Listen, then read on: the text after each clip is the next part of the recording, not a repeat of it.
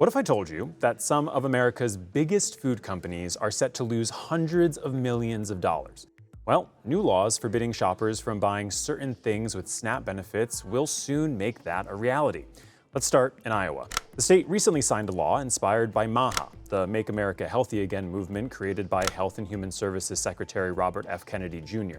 Iowa is leading by improving nutrition, strengthening public health, and building a stronger future for American children and families. The law cracks down on synthetic petroleum-based food dyes in schools and restricts SNAP recipients from using benefits to purchase sugary drinks like soda and candy. Now, supporters say it's about improving public health and making sure taxpayer-funded food assistance is spent on more nutritious options. But for food companies, it's creating a whole new challenge. Iowa isn't alone. The USDA has approved food restriction waivers in more than 20 states. Together, those states account for nearly 1/3 of all SNAP participants in America.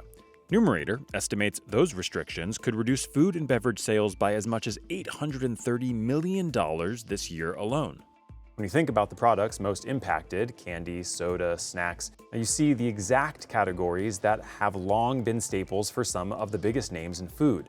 PepsiCo, Coca-Cola, Kraft Heinz, Hershey, General Mills, J.M. Smucker, and those companies are paying close attention. In fact, Hershey says it's already studying SNAP shoppers to see how their buying habits might change under new laws. The company is looking at everything from product swaps to budget trade-offs. Basically, if shoppers can't buy one product anymore, what will they buy instead?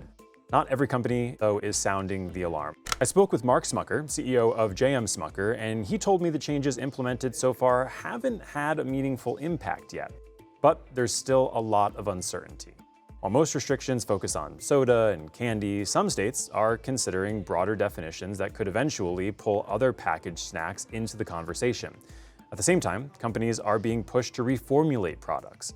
Secretary Kennedy's push to eliminate artificial colors has accelerated efforts across the food industry. Several manufacturers pledged in 2025 to remove certain synthetic dyes and additives by 2027 or sooner. Nestle is the latest company to announce it has met that timeline. Hershey's told me in a statement that the company has observed some consumer uncertainty regarding the new changes, and that it anticipates this will improve as store execution improves, rules become clearer, and SNAP users can plan and budget with more certainty. So what started as a public health movement is quickly having a lasting impact on the food industry. Companies are trying to answer a pretty important question. If regulators change what's eligible for SNAP and consumers keep demanding healthier products, what does the future of the snack aisle look like? Well, we are about to find out.